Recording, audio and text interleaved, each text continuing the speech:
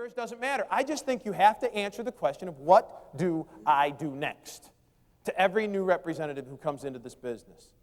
Okay, so we've created the dream, and now we've got to make the steps. So go ahead and take a seat. All right, hopefully that helped things move around a little bit. Now what we're going to do after the dream is we're going to commit. Now please understand something. This is where a lot of people miss it. This commitment has got to be an emotional commitment. You got to want this bad. It cannot be a logical head decision. Yep, that sounds good. That looks like the way my life would like to be. I'm going to do that. It can't be a head decision, gang. It's got to be a heart decision. You got to want this bad.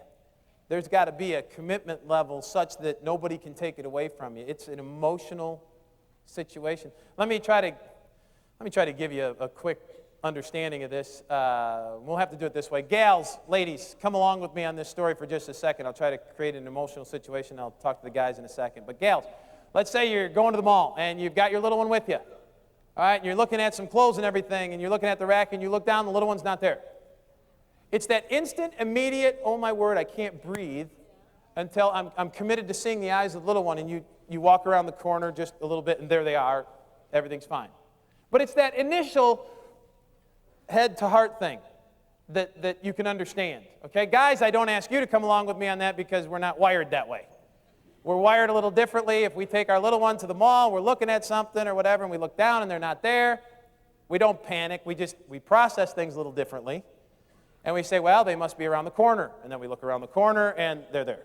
So there's not a big panic thing. I tried to figure out what I could do or explain to you to try to strike an emotional chord in all the guys, and this is what I came up with.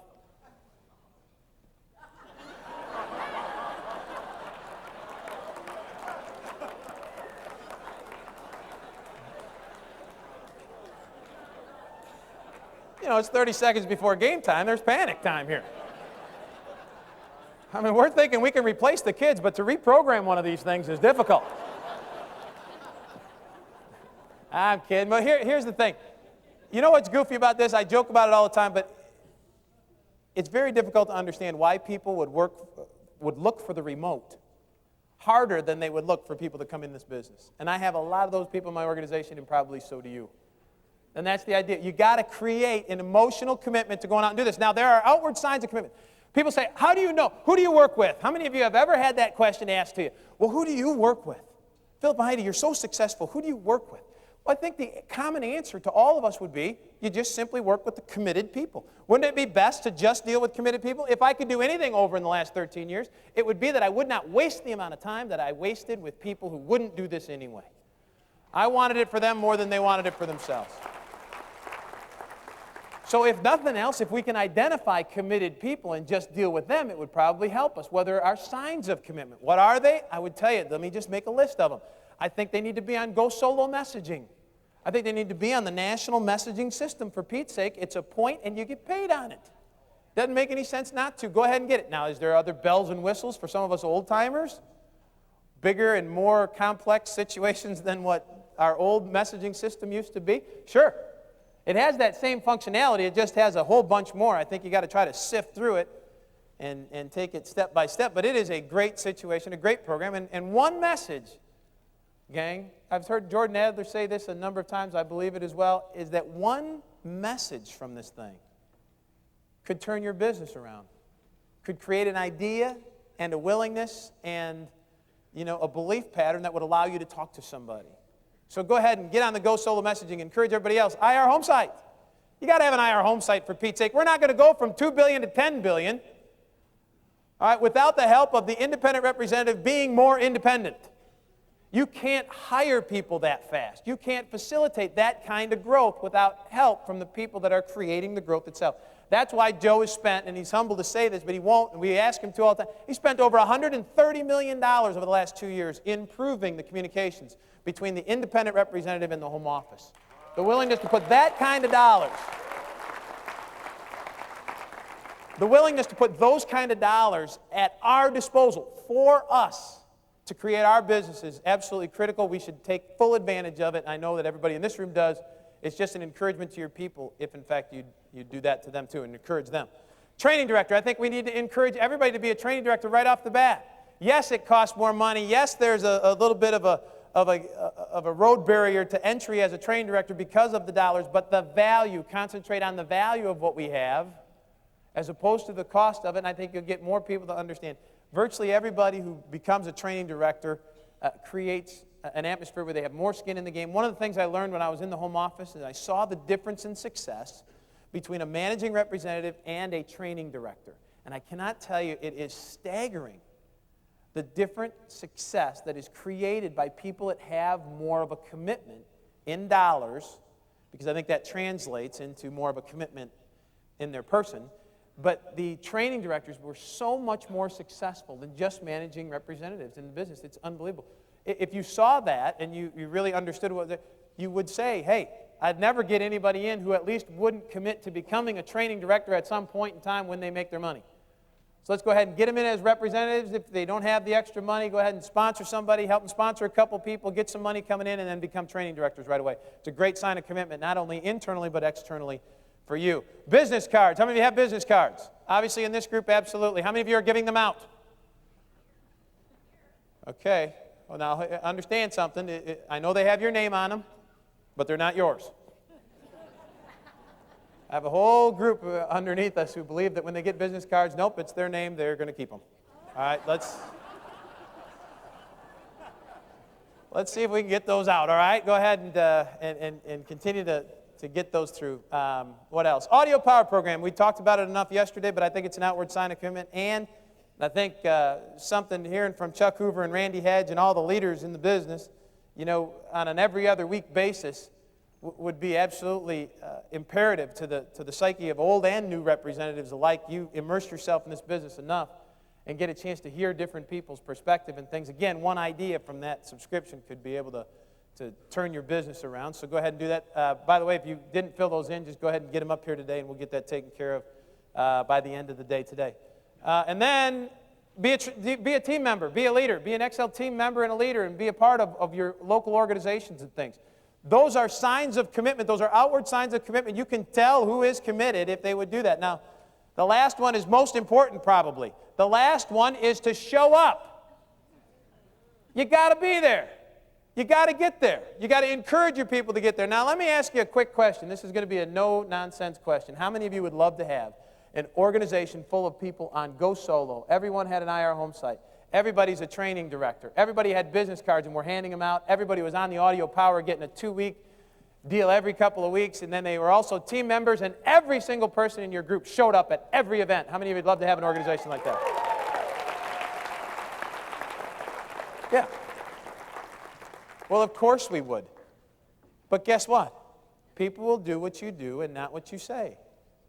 So unless you can sit there and say, yeah, I'm doing all those things, you can't expect your organization to do them.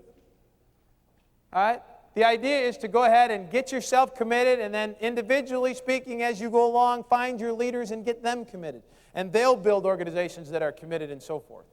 And you'll see it again and again, and it will multiply. Now, will everybody do everything? No. We know that. But you know what? It only takes 1, 2, or 3. That's really all it takes. 95% of our income, I think, comes from 5 legs. Okay? So you can go ahead and get this done. And it also, you know what also it does? It also allows you to determine when people say Excel doesn't work, how committed they really were. I've met people in the past who've come up to me and said, oh, because I have Excel on my license plate, and they say, Excel, is that the phone thing? And I say, yeah. They say, oh, I was in that, and it just, doesn't work. And instantly, now, for me, it's easy because I've been around for so long, and I'm but for a newer person, that could be devastating. What you need to teach your new people is, what I do to them is I sit there and say, oh, I said, how long ago were you in? Well, just, a couple years ago or whatever. I said, oh, did you ever get any messages from me? What do you mean? I said, well, I send out a lot of messages on Go Solo, or at that time, Telworks. I said, on our messaging system, did you ever get any messages from me? My name's Pat. Oh, I didn't get on the messaging system. I said, oh, okay. Well, did you see, have you ever seen my picture on that IR home site thing? Have you ever gone to that and taken a look at what? The IR home site where you go and you put everything into that. It's sort of your business, window. Oh, that's that internet. No, I didn't like that. Oh, well, were you a training director or just a managing rep? Is that training director thing, you got to spend more money? That was a bigger scam than the first one. Do you have business cards? Did you ever pick up any business cards? Nah, I really, And in my mind, I'm thinking, okay, how can you sit there and tell me that Excel doesn't work when you weren't willing to do any of this stuff? Let me guarantee you something. There's very few guarantees in this business, but let me guarantee you this. You find somebody that's got on GoSoul as an IR home site, as a training director, as business cards, has got audio power coming to them, they're Excel team members, and they show up, you're going to find a successful Excel representative, period. Okay? So, all right, there we go. We got dream and commit. We got that done. Now, the next part of it is list, invite, show, and follow up. Okay, which I'm going to go through with you. Am I going to go through with it? Yep, I'm going to go through it with you right now. I'm going to talk to you about the list, invite, show, follow up feature. Now, I'm going to go through this real quick because I want to show you a picture of this in just a few minutes. But the list, invite, show, follow up feature, if you're going to try to write this down, it might be a little bit difficult. But you got to make a list of everybody that you know. You got to use memory joggers. Get at least 100 people on your list. Okay? At least 100 people. I believe that if you make a list of 100 people, there's one person on there that will make your car payment for you. There's a person on there that will make your house payment for you. And there's a person on there that will create financial independence for you. For generations to come, I believe they exist on every list of 100. I tell every new representative that, and I say, if you ever decide to quit, give me your list. I'll find them, because I know that they exist there. And then never stop adding to your list. This is a group of people who never stops adding to their list, isn't it? How many of you figured out that now every conversation, as national training directors, have you ever figured that every conversation that you ever get into, have you noticed that now you're looking for a way to bring Excel into that conversation? You're sort of like a shark circling your prey, just waiting for that right moment to happen. Come on, baby, tell me how much you don't like your job. I got something for you, all right? You and I are always looking for ways to bring Excel into the conversation, but a new person is always looking for ways to avoid it. They don't want Excel to be brought up. Why? Because that emergency thing comes up. They don't know what to talk about, so they'll hide it. Here's one of the things we have to do. We have to teach people how to go from conversation, okay, to getting somebody on their list with an emergency situation if they happen to get into one. It's a very important aspect of training, I believe, how to handle that feeling. And we're going to talk to you about that in just a little bit. The next one is invite. Now realize that we're going to keep the invitation separate from showing. All we're going to look for is an appointment here. We're going to use our enthusiasm and belief and realize that this is the toughest part of what it is we do. This is the toughest part of the 8-step process. Why? Because it's the first time you have to tell somebody what it is you're doing. Up to this point, you haven't had to tell anybody what you're doing. A new representative could get introduced, sign up, and tell no one. They could go to training and not let anybody know they went. They could learn stuff at training. They could create the dream. They could create the why. They could be committed. They could write themselves a note and say, I'm committed. They could make a list and tell no one that they're on the list. But when we get to the invite stage, this is where the rubber hits the road, and this is where people are going to crash and burn the most. This is where you have to have fun with this, otherwise it will take you out of the business. Okay? Don't take this part too seriously. Many of you have heard this, but I love this. I heard this at my second celebration down here, and it goes like this. A guy calls a guy up, and he's trying to get him invited into taking a look at what the Excel business is all about, and the guy comes back to him and says, oh, I can't believe you got involved in that pyramid deal. Those things are scams. That's unbelievable. I can't believe you stooped to that level. And the guy was like, well, man, I'm going to have some fun with this. I'm not going to let this guy talk to me this way. And he sits back and goes, yeah, you're right. It is a pyramid. It is a pyramid. But please understand something. We cut a deal with the Federal Communications Commission that says we're not going to get busted for a period of 5 years. Which would be more than enough time for us to put $3 to $5 million in an offshore bank account somewhere. And when we do get busted, we're only going to have to do 6 months in a minimum security prison. And there was total silence on the other end of the phone line. And the guy comes back and he goes, are you sure we're only going to have to do 6 months? I've always remembered that story. Just have some fun with this. Don't worry about it. Just have some fun. Is somebody going to tell you you're nuts? Yeah, maybe. And you know what? Maybe you are. But what if you're not? Let's show the business then. Let's take the next step is showing the business. We got list, invite, show. And what we're going to do is we're going to use third-party credibility, something other than you. You got to use something bigger than you. And one of the nice things about this business today is that there's a lot of things bigger than you. A lot of things bigger than me. In the early stages, we didn't have that. We had bad photocopies and we had little stories about different. Today we got a multi-billion-dollar business highlighted in Fortune and Forbes and all these other things. Great stuff. We're going to show it. We're not going to sell it. All the tools that are available to us we're going to try to use in the showing process of the business, and none to the exclusion of something else. And we're going to keep it really simple.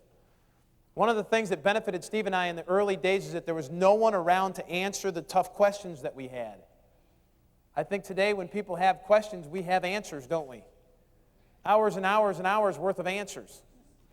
And what we really should do is to try to keep it as simplistic as we possibly can. And I think it's a good lesson for all of us, at least to keep in the back of our mind as we're teaching new people, especially to get going, because I think most people inherently have a fear of having to think they have to know too much. All right? But if it would be an understanding that you don't need to know all that much to go ahead and get this thing started, I think it would be a more comfortable level for them to get going with. So, after the showing of the business, then we're just going to follow up. And this is going to be real easy. We're going to just go ahead and create urgency to this, though. We're going to try to get a follow-up done as soon as we can. We're going to offer training as the next step. We're not going to try to convince anybody into doing this thing. Please understand, all you salespeople in the room, stop selling this. The day that I stopped selling this was the day that it took off.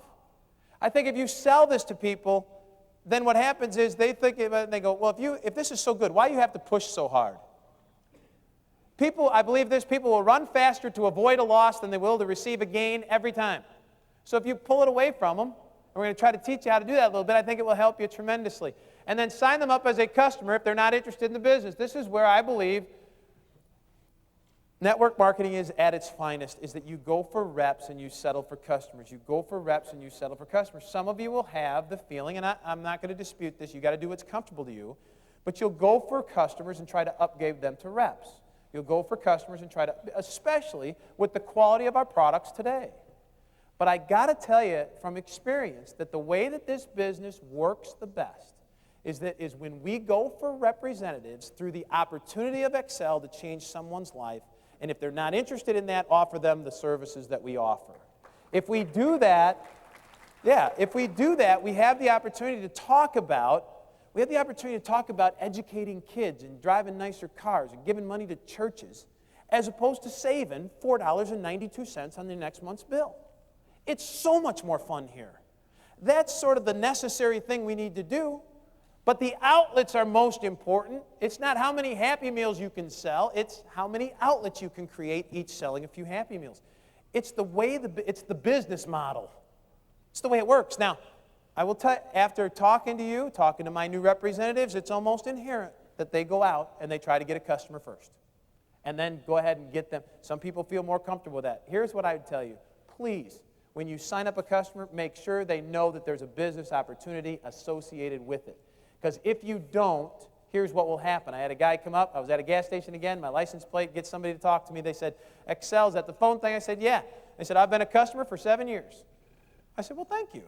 I said, that's very kind. I appreciate it. That's great. Good stuff. I said, well, how come you never tried the business? Why didn't you ever get into the business with us? And they said, what business?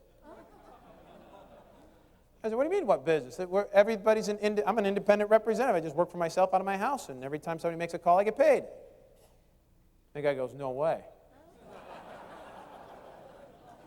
I said, yeah, long story short, we tried to find the guy who signed him up as a customer, and that guy had quit, all right? And actually, that guy had actually given this guy as a customer to someone else, probably to trigger money sometime throughout the process.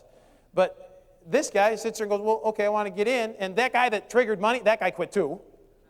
So the guy goes, well, I want to do the business. We said, well, okay, we'll be your sponsor. So he comes over, and in the period of the last 3.5 or 4 years, 3,000 representatives have come from that. Here's the deal. And both the people that he signed up underneath and the person that he was put underneath as a customer both quit saying the business doesn't work. Come on, gang.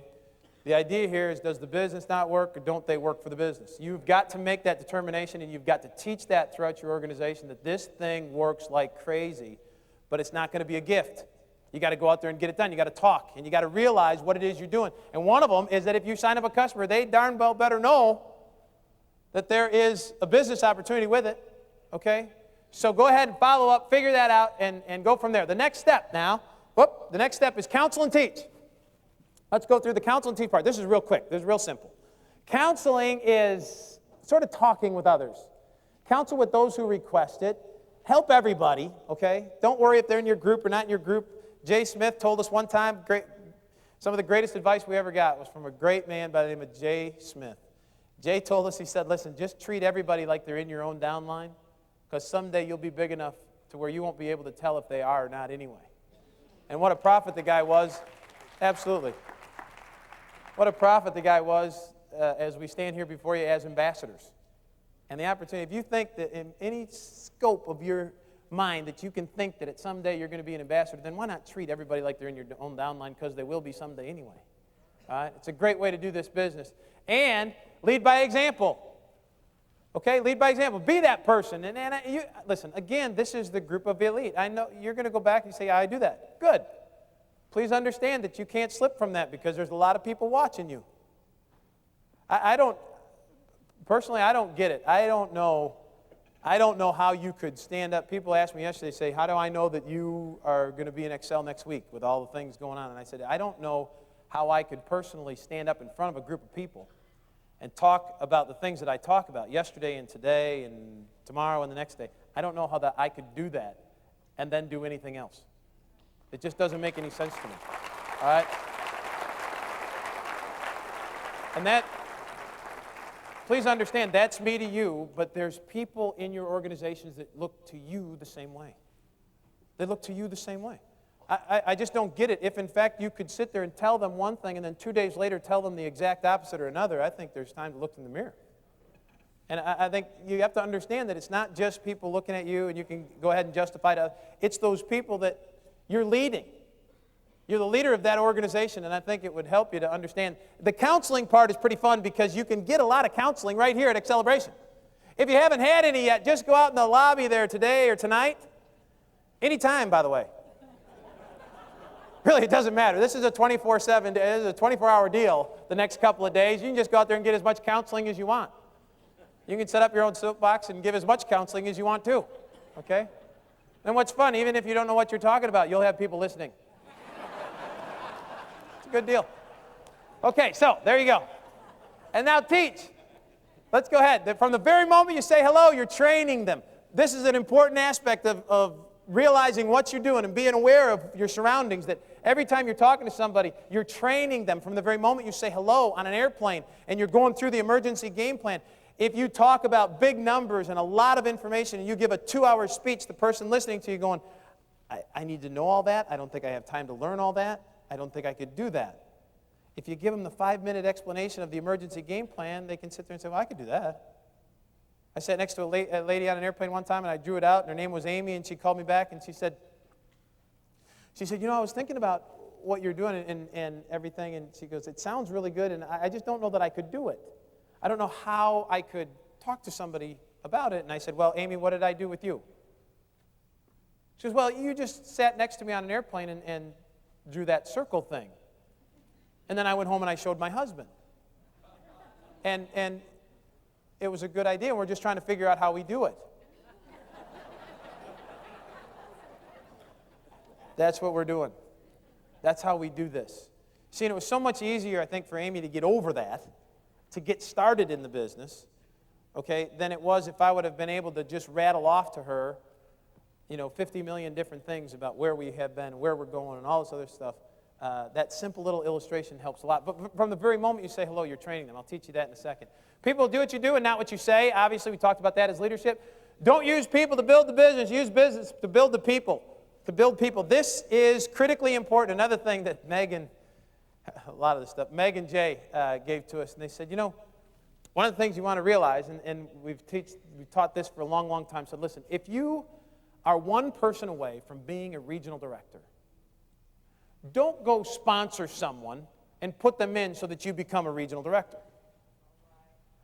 You go out and you sponsor someone who wants to be in this business. On their own accord, they want to come into the business. Now, if that person happens to be the last person you need to be a regional director, congratulations. Great job. But there is a major difference in building this business if you just go out and sponsor people to plug holes. You'll build a title, you'll build all that stuff, but you won't build a business. You won't build a business. You got to go out and continue to, you got to get an organization filled with people who want this business for themselves, who are doing this. Okay, so go ahead and do that. Now, there'll be some gray areas in there and so forth. Yeah, but that's cool. I just would tell you that over the course of time, we've seen people just plug people in, plug in the system, go to the next level, plug people in, go to the next level, plug people in, and go to the next level. And when they look back, they got a nice title and nothing. Why would you do that? Wouldn't you rather get Philip and Heidi Eckert and see if they could get some help, and then go ahead and get Sam and Pam Martin and see if they could get some help, and then all of a sudden you're building an organization and you look back and go, holy smokes, I might only be an RD, but I'm in the top 100. You know, the thing is, how many of you would love to, think about this for a second, how many of you would love to be an ESD?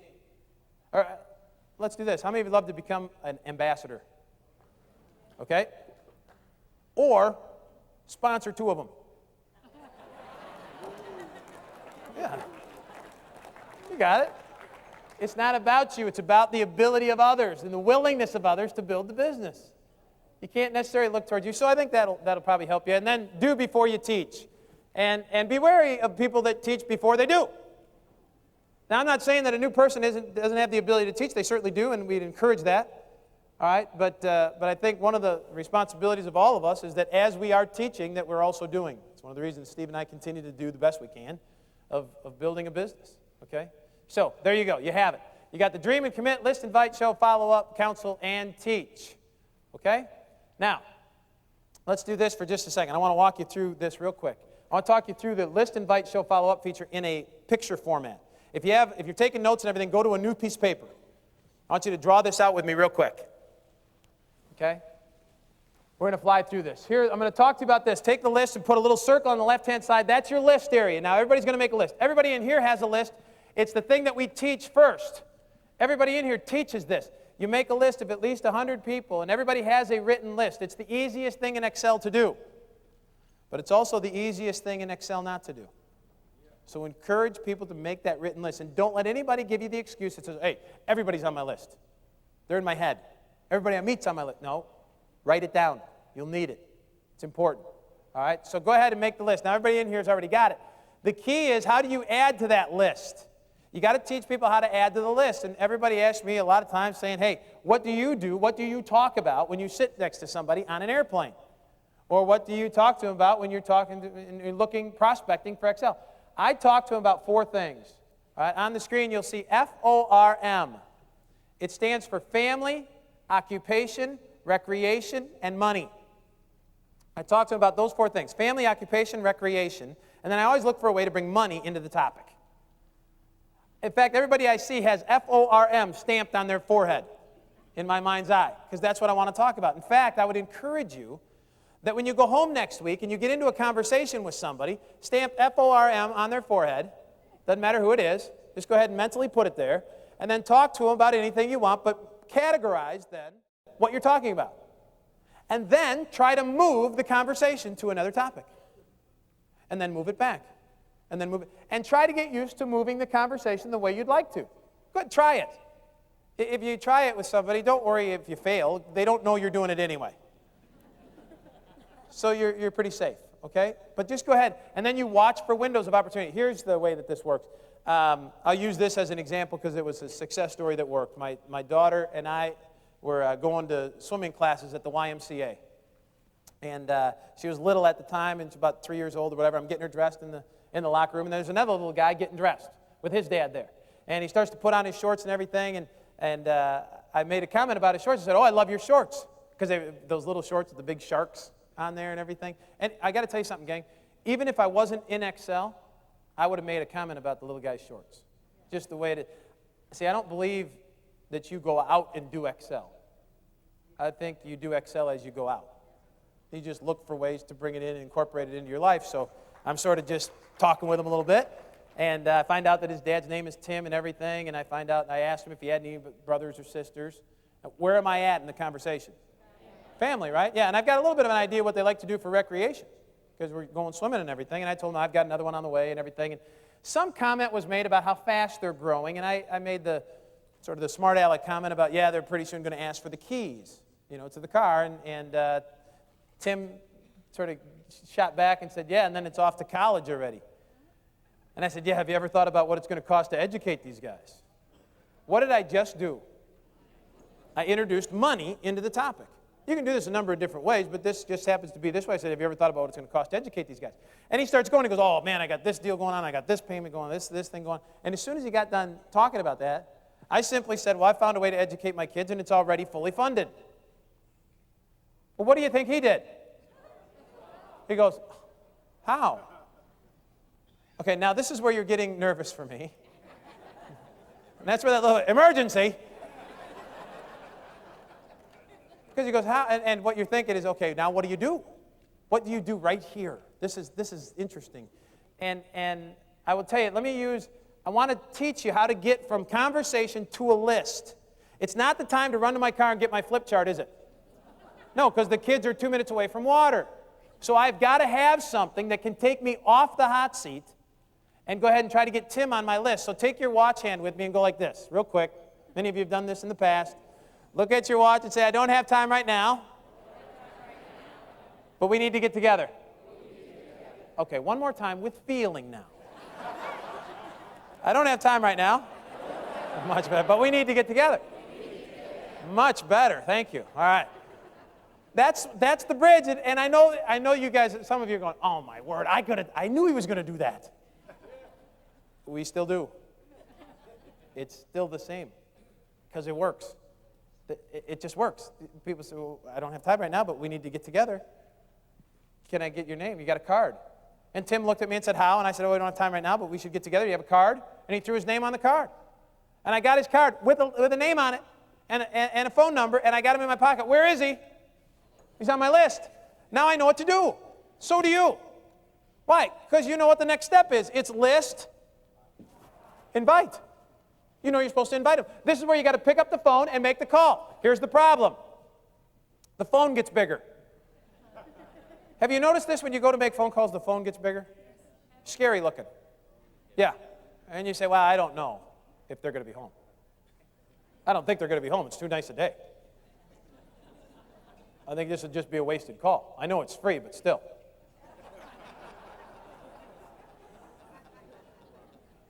Kids might be sleeping. I mean, the kids might be awake. Who cares? I'll call tomorrow. Tomorrow I'll call. Tomorrow comes. It's a bad day. Monday I'm going to start. I'm going to make the call on Monday. More businesses with Excel are started on Monday, and more diets are started on Monday than any other day. Right? It's the same process. You know why? Because we're apprehensive. We don't know what to say. Well, wouldn't it be great if we knew what to say? Now, we know what to do. We're going to invite them to look at the business. So we're going to show them the business presentation. But we won't make the call because we don't know what to say. Here's what I'd ask you to do. Write a script. In my classes, I talk about an Excel blankie. How many of you know what a blankie is? I have a 5-year-old daughter. A blankie would be a security blanket, right? Something that she feels comfortable with, and there's a security there, and everything is pretty cool. Gracie's got hers. So everybody needs sort of that blankie. Well, couldn't we create an Excel blankie? I think so. If we took a 3x5 card at home and we wrote down a 2-sentence script and used these 2 words, opinion and excited, in the first. Now, I won't write it for you. You got to go ahead and write it out, and it might sound like this. Hey, Tim, this is Pat. I'm excited about something, and I'd love your opinion about it. But you write it the way you'd say it. So, hey, I'm really fired up about something. I'm excited. I'd love your opinion. I value your judgment. I don't know how you'd say it. Just write it down, though, on your 3x5 card blankie, so that when you make the phone call, it doesn't get so nerve-wracking, and you can pick it up and say, hey, Tim, I'm excited about this thing. I'd love your opinion about it. Now, I need you to understand you're going to keep these 2 things separate. The invitation and the showing of the business, you're going to keep them separate. Now, some people will say, don't ever say the name Excel. Don't ever tell them the name of the company when you're talking to them first on the phone. We don't teach that way. We just say, well, if you want to use it, go ahead. I do. I ask people right off the bat, I say, have you ever heard of Excel? Right? And a lot of people say, oh, yeah. Yeah, I've heard of you. In fact, I've got you. I've got you on my computer. Excel for Windows. Yeah, it's a Microsoft Excel program. We get a lot. You would not believe the amount of name recognition we get from that Microsoft program. In fact, if that ever happens to you, just do what I do. I say, oh, do you like it? And they're like, I love it. And I said, well, you should try our local service now, too. Just kidding. Hey, we'll take any advantage, right? I mean, anything. Okay. So what you want to do is you want to try to go ahead, and if you want to go ahead and use the name of the, fine, that's super. But what you're trying to do is you're trying to invite them to see what it is you're up to. Show them what it is you're up to. Now, it's a difficult part because when you call somebody and you're just trying to invite them without showing them, there's a little bit of battleground that happens in between these two things. And this area here we affectionately call, many of you know, the Valley of Death. We've taught this for years. And many of you, how many of you ever visited the Valley of Death? Let me just see a show of hands of the veterans. Good, great, wonderful. Guess what? You're going back. I can't keep you from there, gang. The only thing I can do is let you know where you are. All right? Because we're all going to go there. And you know what? I'm going to go teach this same thing to a group of newer people at the RTD school. And all the new people, that's where they're heading. They're going there. It's that uncomfortable area when we're on the phone that almost all of us get into because it's a new situation. The best way to explain it probably is to be able to remember back to when you were first driving that stick shift car. Remember that? I asked you yesterday, knowing how to do. Remember when you first learned that you had to give yourself whiplash and grind the gears before you actually got the feel of it? And then there was a nervous time when you went out on the road all by yourself. Remember that day? It was just you, your new clutch in the open road. And everything was fine as you're going downhill. And then you start to go up an incline. And at the top of this incline, there's a stoplight. And all the way up that thing, you pray it stays green so you can just sort of coast through it. You get a little closer, it goes yellow, then it goes red. And inevitably, you are the first car in line. You're the first car in line, and you get nervous. It is natural that you get nervous. You grip the wheel a little tighter, you look around, you look in the rearview mirror, pray that no one comes up behind you. And then you know what happens? Here comes the car. You know what the car does? It gives you like that much room, doesn't it? Now another car, another car, another car. Now all the way back as far as you can see, there's cars. And you get more nervous, and it seems like the light is now stuck on red. Because now there's enough time where people are actually standing in the crosswalk waiting for you to go. And you know what's amazing? Everybody on the crosswalk, you know that they know it's your first day out. You got a guy selling popcorn over here going, watch this. I mean, in your mind, you've got yourself so worked up that you are gripping the wheel tighter, you're sweating, you're nervous. In fact, you stop looking at this light, you start looking at that light. Because when that one goes yellow, you feel like you've got 5 seconds to live. That's what happens here, and here's what happens. That one goes yellow, then it goes red, and this one goes green. And it's your turn to go. And it's your first day out with your new clutch, and you are on an incline, and you're the first car in line. The person's giving you that much room behind you, and everybody's staring at you, and almost inevitably, what do? You know, you think you're going to stall it. You think you're going to kill it. So you overcompensate. And you give it more gas than it will ever need. And you just fly through the intersection. And people on the crosswalk are going, man, I never get in that car with that guy. Guy's a little crazy right there. That's exactly what we do right here in the Valley of Death. It's amazing. We call somebody out and we say, hey, man, I'm excited about this thing and I'd love your opinion. And they say, well, what is it? And the light's yellow. And you're like, well, it's called Excel. And they say, well, what's Excel? And the light's green. And it's your turn to go. And you're nervous. And you think you're going to kill it. So you overcompensate. And you give it more gas than you need. And you say, well, it's a company out of Dallas, Texas. And every time that you sign somebody up, and they sign up for service, you get paid a percentage of their phone bill. And then if you sponsor somebody, and then you get 5% on your 7th level. 0.25% every other level, but that's not the important thing. Coding, unlimited depth, $425 unlimited. It's unbelievable. They've got fast starts too. So It's increased $65,000 a month we're going to make.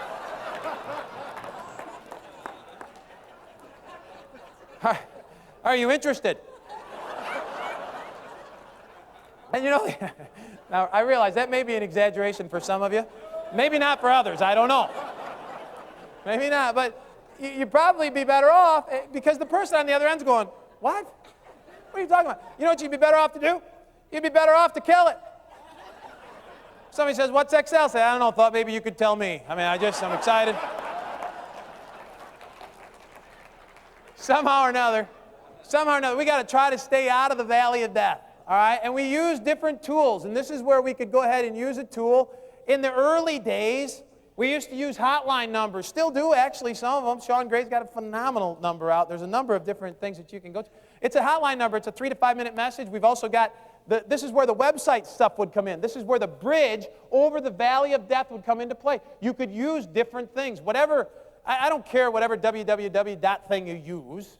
Doesn't matter. I'm fully after Laura to say, listen, Laura, Excel should provide a flash tool presentation for us to use. And every time I tell her, she goes, don't you say that in front of the group. I said, okay, I won't. Anyway. And I think you may see something in the near future. Anyway, here's what I would tell you. This is where you'd use it. And this is how it works. I call Tim up and I say, hey, Tim, this is Pat. I met you at the YMCA. And he says, actually at that time, he said, good. I've been waiting for your call. Now, I told you this was a success story, right?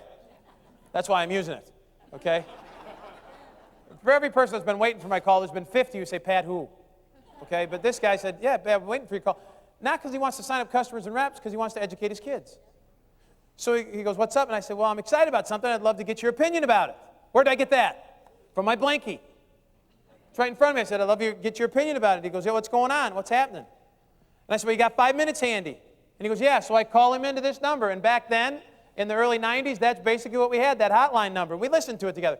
It was 3 minutes of what I would say if I was composed enough to say it. It's 3 minutes of what you would say if you were composed enough to say it. Just let somebody else say it. The internet today, I might go and show him a flash presentation as opposed to a conference call, though, or a three-way call. But anyway, at that time, we did that. And now at the end of that call, what happened was he said, well, what's going on? How does it work? How long you been in? And what will happen here is that he will probably want more information. And if he doesn't, what you should do, the second line on your 3x5 blankie, is to write down the second sentence. Say, would you like some more information? Would you like some more information? Just ask. If he says no, then you've taken him to the middle and let him go back because he's not interested. Go talk to somebody else. He says, yeah, what's going on? How's it working? Now be careful because he's going to try to drag you back into the valley of death. What you want to do here is to sit there and say, I can't show it to you on the phone. Everybody write this down. I can't show it to you on the phone. It's 90% visual.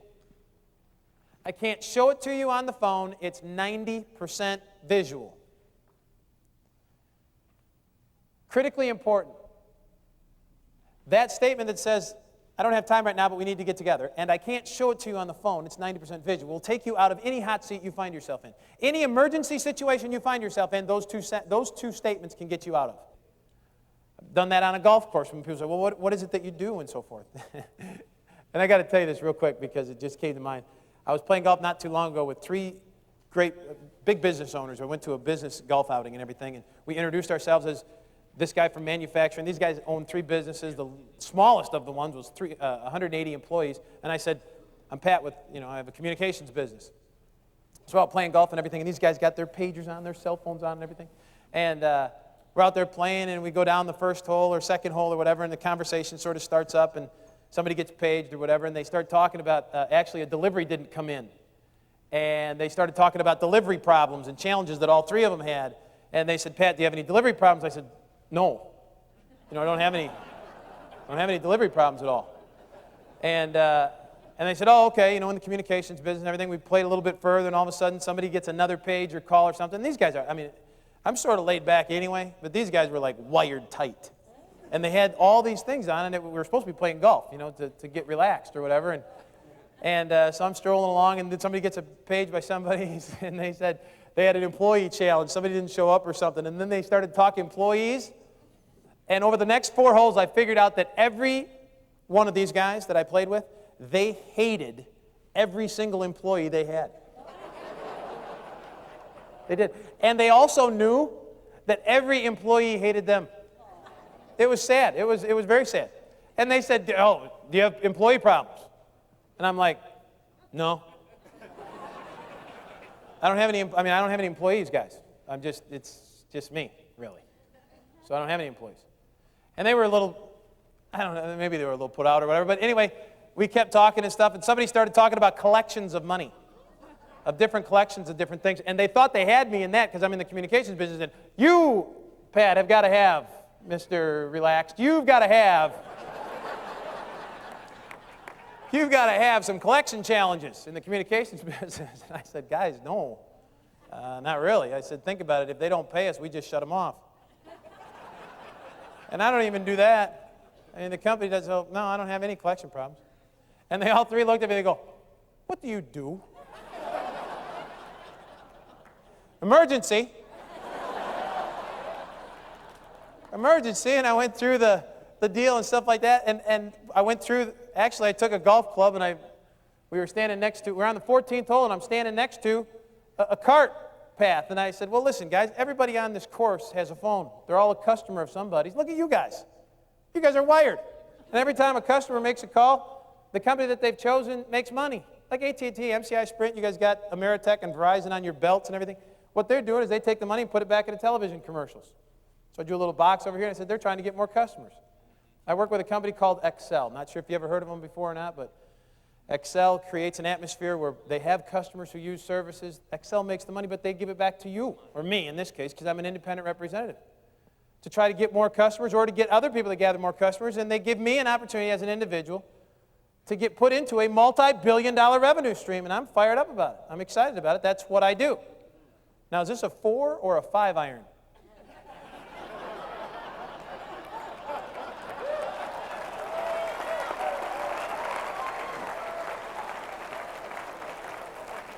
I said, "How long have you been doing that? What's going on? How do you get paid on that?" "So you get paid every time somebody makes a call." And I said, "Well, guys, we really don't have time right now, but we should get together. I'll get you your cards and stuff, and I'll get you some information." They said, "Well, we got time. There's people on the green. Don't hit yet." Emergency is right. Guys, you know what? This thing it's 90% visual. I can't show it to you here, but I'd love to get you some information. Love to get you some materials. I'll get your cards and everything when we leave. Fair enough? Now, 4 or 5 iron. And they told me a 4 iron, and I said, "Oh, thank goodness we're done with that." And then I went back through the process, and unfortunately, all 3 of those guys, you know what's amazing to me? All 3 of those guys, none of them got in the business. They didn't see it. They didn't understand, and I don't really think they approved of it.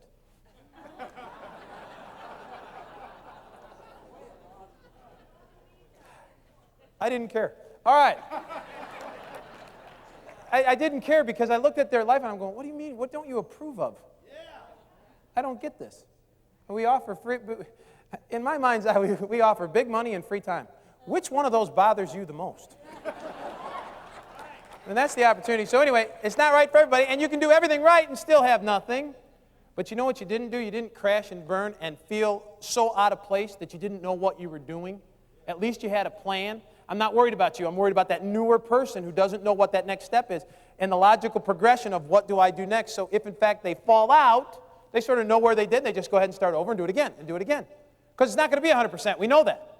We teach that, as a matter of fact. But this is where it really hits, and it says, "I can't show it to you on the phone. It's 90% visual. I can't show it to you here. It's 90% visual." And then you go and show them. We're at the showing of the business presentation, and I always like to use BP as the big picture. We're showing them the big picture. And in this showing of this, we need to use third-party validation, something bigger than you.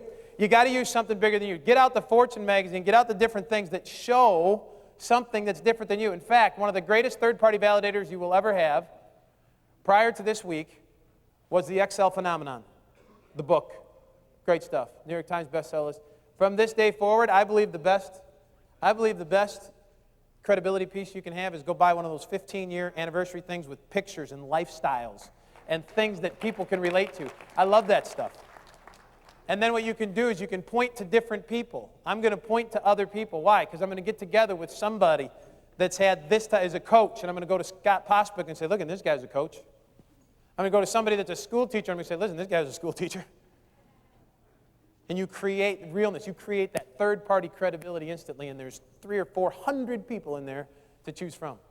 Great, great stuff. That's what I would use there. Now, as we're showing the presentation, I want to just take a second here, and I want to talk to you about something really quick.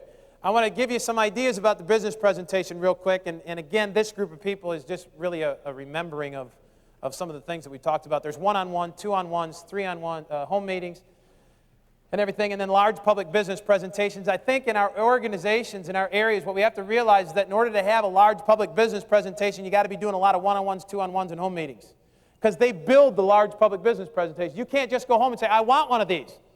I want 250 people to come to this meeting, because that'd be good because I could create excitement. Well, the way that you do that is you build it through one-on-ones and two-on-ones and home meetings. I will tell you, any place that you see a large public business presentation being held, there's a lot of one-on-one, two-on-ones, and home meetings going on. A lot. Flip charts and different things. Thank goodness I'm glad that Larry brought back the flip chart. If you don't have one, go get one and start showing people. Okay? Get back to simplistic ways to build the business. Okay? So you've got that set up. Now, you got video presentations, you got audio presentations, you got conference calls, and you got website presentations. Great stuff. All of it's great stuff, but here's my recommendation to you. Don't do any one thing to the exclusion of anything else. Gang, if you think you can build strictly an internet business, I believe you're wrong. And this is why I believe that. Now please don't misunderstand me. I think you can supplement and build your organization with the tool of the internet very strongly. I think more strongly so than if somebody just says, I'm not doing any internet stuff. Okay? But I think if you try to build your business solely on the internet without the use of the other things that are available, one-on-one home meetings, large public business presentations, celebration, and so forth, if you just try to stay on the internet, I think you're in trouble. There is a reason that online churches don't work. I mean, they should. It's the same message, it's the same book, it's the same everything. You don't have to go really out. You don't have to get dressed. You don't have to shower. You don't have to smile. You don't have to be in a good mood. Just sit there and get the word. It should work. But you know why it doesn't? Because you don't have to get up. You don't have to get dressed. You don't have to smile at anybody. You don't have to be out there. Gang, this is a personal business. We are personal people. That's what we do. We interact. We socialize. We fellowship together in one way, shape, or form or another. And it is critically important. And I think if you're building an Excel business with the assistance of the internet, you need to drive people to that relationship situation in the local meetings. That's why it's so critically important that you show up at your local meetings in every place. Because if we had that situation, then you could go ahead and send others to different places. And please, I don't even think this needs to be said, but please, if somebody is sending someone to your organization, make sure that they sign up in the organization of the person who sent them there in the first place. My God. That's unbelievable. I won't even go there or teach that. You know what's right. You know what's right and what's not right. And you can't stand there and tell me, I didn't know. I thought it was, no, you know. You know what's right and what's not. You know that you had nothing to do with that person coming over here. That somebody did. They didn't just walk up there. They don't just have no sponsor. It would be the very rare case that they were driving by and just decided to stop at the Holiday Inn to see if, in fact, there was maybe some network marketing meeting that they would like to get into, possibly. Anyway, let's go here. Helpful tips here and more hints. Hey, set out fewer chairs than are needed. This works great, doesn't it? Everybody knows this, but this is a core training piece. If you expect, 50 people at your meeting, set out 35 chairs. If you expect 200, set out 150. And it works all the way down. If you expect, listen, do this. If you expect 4 people at your house, set out 2 chairs. Watch what happens when those 2 chairs get filled. Oh, it's unbelievable. All heck breaks loose. It's like, hey, we need some more chairs. Honey, we got to get this thing's flying. We got to get some chairs. Go get another chair, babe, from the basement. This is incredible. Hey, do it the other way. Set out 17 chairs and have 3 people show up. Not a lot of fun. All right? Go ahead and do that. Hey, maximum 45 to 50 minutes doing the presentation. Tommy White did a great job last night. When you get a larger audience together and stuff, you may be able to do and go longer and things like that with special speakers and special situations. But in our normal situation, with our 35 or 40 or 50 people, without an outside speaker, keep it shorter. Because the meeting really starts when the meeting's over. You know, the deal starts when the person in front gets done talking. So try to encourage all your reps to do that. And your leaders, your speakers, keep it simple. Make it duplicatable. Don't get too crazy. Open it all to public. Oh, let me talk about this. Hey, I'm not worried about you because we have experienced this in the past as a leadership group. But as we go forward, we're going to have new and newer people into the business.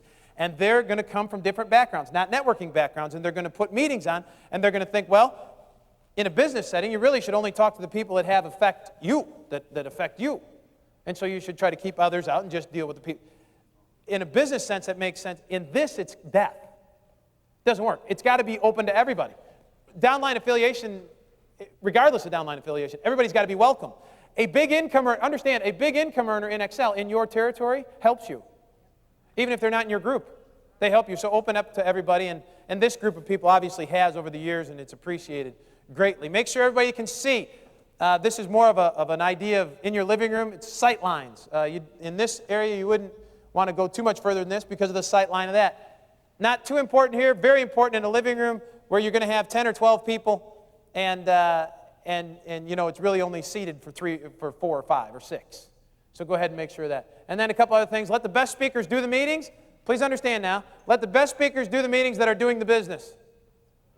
Why have speakers do the meeting that are good speakers, but they're not building? They're not doing the business. It doesn't make any sense. You got to get people up there that are building the business. If that happens in your area, the person in front has got 2 choices. Either stop doing the meeting or start building the business. And you got to get somebody else up there. Okay? And if that happens to be you, because you go home and you're the only one in your area building the business, which means that you are by default the best speaker. Emergency. Just be yourself. Just be yourself. You know, I'm convinced that I think people come to these things and they watch somebody do something, and I think they just as soon sometimes watch somebody stumble through, and you know, as opposed to somebody that's real professional and expertise in that. Pardon me? Yeah. All right, start on time, end on time. Start on time, end on time. Probably more important to end on time than it is to start on time, but get as close to the start time as you can. I think 3 or 4 minutes max. If you go 5 or 6 minutes, you're probably impinging or infringing on the people that got there on time. You're probably going against that, and I know most of you know that. And then no swearing and dress for success. I really didn't think I'd have to bring that up to this level of people, the no swearing thing, until I went to a Chuck Hoover meeting. Let me talk to you about this real quick. Let me talk to you about this real quick because I think it's important. I think what you got to do is you got to be careful. Very simplistically, there are 2 types of people. There's a type of people, there's a group of people that use particular language, and there's a group of people that does not use particular language. And I think that as you are in front of a group of people, if you're in front of a group that does not use particular language and you use it, you will offend everyone. You will not miss one, so don't use it. Okay, now, on the other side, if you're in front of a group of people that uses it, and you still don't use it, you're not going to offend anybody. I mean, nobody's going to sit out there in the audience and go, man, that was a great presentation. I wish I just could have heard a good swear word in there once in a while. Juice it up a little bit, just, you know, give it a little shot. It's not going to happen that way. So just be aware of those people, okay? And I think it'll help you. And then dress for success, gang. Listen, you can get away with a little bit more in training because it is training of people that are in the business, and comfort probably should be the first thing. But in the business meetings, this is a multi-billion-dollar business. You own a multi-million-dollar business yourself. I think we should dress and act accordingly. Okay? You can decipher what it is, what that means to you. But here's the deal. Then we've got after the showing of the presentation, now let's go back. The next portion of this is to follow up. And to follow up, we're going to offer training as the close. Okay, now here's something we're going to do on the back side of our 3x5 card. We're going to write this statement. We're going to write, yes is great, no's okay, maybe's kill. All right, yes is great, no's okay, maybe's kill. And what we're going to do at the presentation, when I showed Tim, I said, Tim, I'm excited about something. I'd love your opinion about it. He says, what is it? And I said, I can't really show it to you on the phone. Let's listen in. We call the number. And I said, would you like some more information? He goes, how's it go? What's it going? How long you been in? I said, I can't show it to you on the phone. It's 90% visual. We get together with him. I show him at the Y the next week. I said, let's get together. Let me show you what the business is all about, okay? And I showed him at the Y the next week when we dropped the kids off at the pool. I sat down and showed him with third-party credibility, something other than me, what Excel was about. And at that time then, I told him, I said, Tim, I'm interested in sponsoring and working with people that want to be worked with. If you do great, I can sign you up. If you haven't figured it out yet, I would just ask you to do me a favor. I'd ask you to make a decision. A yes is great. That's super. A no is okay. If you tell me no, that's okay. But the maybes kill me. I don't know what to do with the maybes. Okay? And so I tell him that, and then I also give him 48 hours. I use the 48-hour close. It's Wednesday that I showed it to Tim at the YMCA the next Wednesday. And I said, I'm going to call you on Friday and find out what you thought, okay? And at that time on Friday, I'm going to say, yes is okay, yes is great, a no is okay, but the maybes kill me. Can I call you Friday for a decision? And he said, sure. So what I'm doing there is I'm ending it. Now what's nice about it is when I leave this business presentation, showing of the big picture, I know that Friday I've got to call Tim. And I don't have to sit there and go, am I calling too early? Is it too late? Am I being too pushy or whatever? I call him up. Now I got to remember that when I do call him up, there could be a number of things that happen. Friday comes and I need to call Tim. But I know I'm supposed to call Tim, so mentally I'm in the right frame of mind. I'm going to follow up. And I'm going to call him, and I don't really care here what you say. I'm not going to try to teach you how to close the deal. Why? Because that's Tim's responsibility, not ours. People have got to want to come into this thing. So if you try to be a salesperson all over again, it's just probably not going to work real well. So what you want to do is just find out what they're thinking. And I don't even call them up and say, what do you think? A lot of trainers will sit there and say, don't ever say, what do you think? Listen, just say, what do you think? I mean, it's their person. It's their decision. Figure out and tell you what's going on. Okay, so what you want to do is you want to say, you call them up and you call Tim and you say, hey Tim, this is Pat. What'd you think about this thing? I told you I'd call you Friday night. And get ready. He could say, you know what, I thought about it. I don't like it. I don't like the program. I don't really like what you guys are doing. And now you got to be careful because you're probably disappointed, but you need to ask the question, well, would you like to become my customer? You just have to. Go for rep, settle for customers. Would you like to become my customer? Get ready. Tim could say, no, I wouldn't like to become your customer. I don't like your product. Pat, I don't like you. At least I know that. At least I know that in 48 hours. It didn't take 3 months to figure out that the guy didn't even like me. All right, now, so you go to the next one. Or you could call him up and say, yeah, I like it. This could happen. You call him up and you say, what do you think? He says, I like it. I really like it.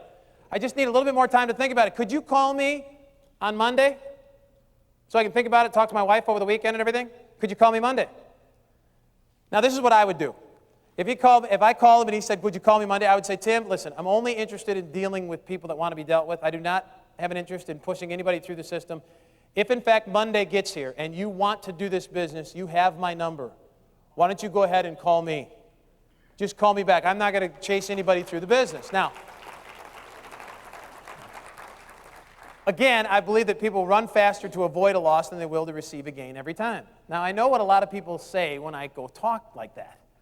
They say, oh, it's easy for you because you're an ESD, an ambassador. You're a Star Trek commander, for Pete's sake. You don't need that person. But I'm one person short of being an RD.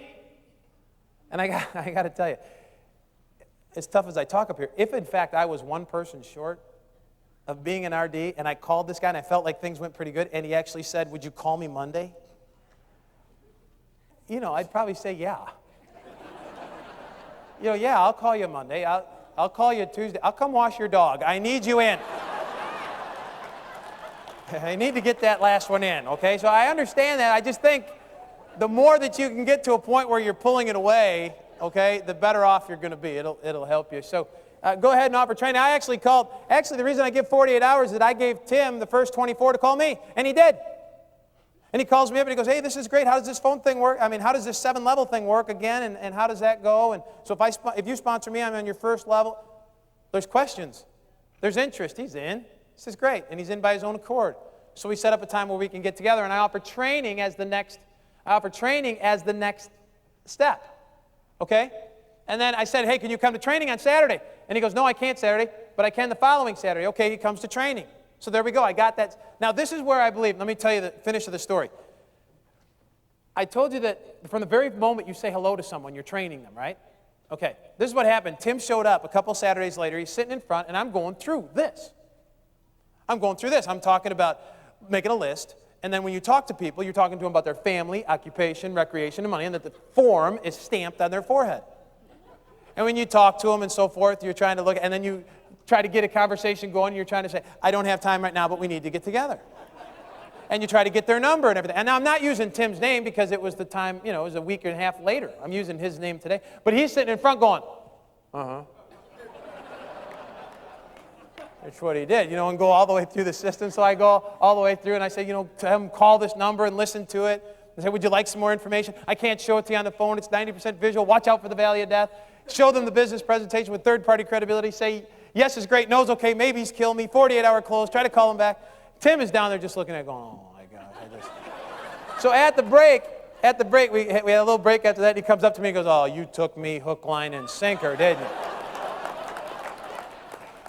And I said, well, not you, it's just the way we do the business. And he said, well, I want to introduce you to my new rep, Joe. And I'm like, whoa, wait a minute, what happened? This is, and so Joe tells me the story. Joe goes, hey, the reason that we weren't here last weekend, that Tim wasn't here last week, is because that was opening fishing weekend in Wisconsin. And so, we were going to go fishing. So Joe tells me Tim goes over to his house, and he's there early. And Joe goes, Tim's never early. And he's in a good mood. He's never in a good mood that early. So we go out fishing, and he's smiling, and he's whistling and stuff like that. And Joe looks at him and goes, what's wrong? What's up with you? And he goes, I think I found a way to educate my kids. And Joe goes, oh, I got kids. What are you doing?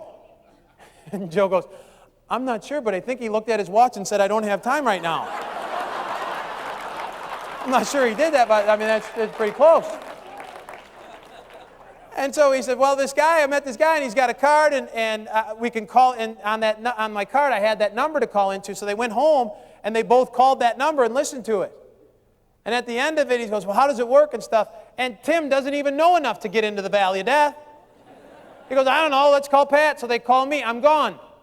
I'm not around. I was traveling somewhere, and they talked to my assistant. She goes, well, just go over to the meeting on Thursday night at 7:30. So they went over to the meeting, saw third-party credibility, the showing of the business presentation, and at the end of it, Joe goes, this is great. What are we doing? What do we do? And Tim goes, well, I'm going to training on Saturday. You want to go? And the best part was, he goes, hey, Pat told me to make a list. Maybe you should too. From the very moment you say hello, you're training someone. They will do what you do and not what you say. It's the best training ground you have is when you start talking to people. And then at the follow-up, we know that that we're not going to spend much time on this plate here. We're just going to try to figure out what we're doing right, what we're doing wrong a little bit. And then the last part is to teach. But watch the screen. What do we teach people? Watch the screen. We teach them how to create a dream. Again, we teach them how to create their own dream. And once they have their own dream, we know that they got to be committed to it. And once they're truly committed and they have the outward signs of commitment, then you make the list. And you invite and you show and you follow up and you counsel and you teach and you do it again and again and again and again. And you get as many people through this system as you can. It's not talent-based. It's not education-based, thank goodness. It's about a willingness to see it through. Now, let me answer just a few questions here to a lot of people. Let's take a reality check. Are you going to get everybody? What I just said? Absolutely not. You're not. And please understand, you don't need everyone.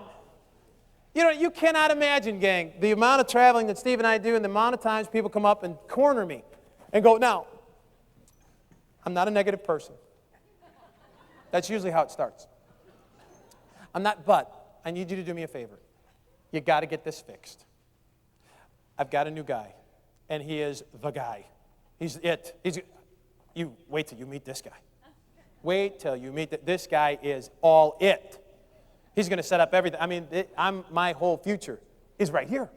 Now, here's what happened. He signed up a customer, and he sent it in, and Excel messed it up.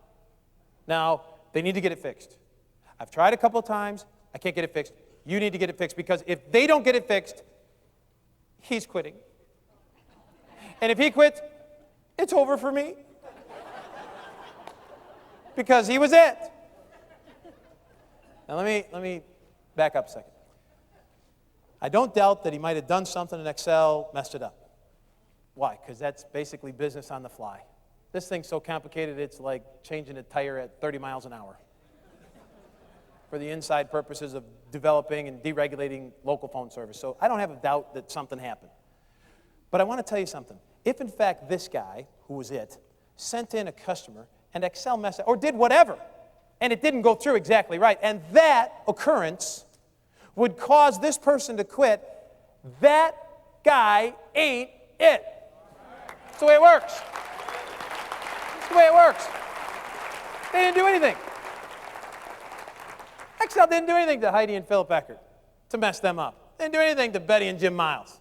They didn't do anything to Chuck Hoover, Chuck and Sandra. They didn't do anything to Steve and I to make us quit. If they're actually it, Excel can't mess them up. You can't mess them up. Congratulations, you found them. Great job. But here's the deal. You don't need everyone. Here's the thing. The only way you fail is to stop talking to people. The only way you fail is to stop talking to people, and then doubt will take you out of action, and action will take you out of doubt. This is by far my favorite saying. I love this saying. Doubt will take you out of action will take you out of doubt, because it's so true. There's something fun mentally about this game if you let it be fun.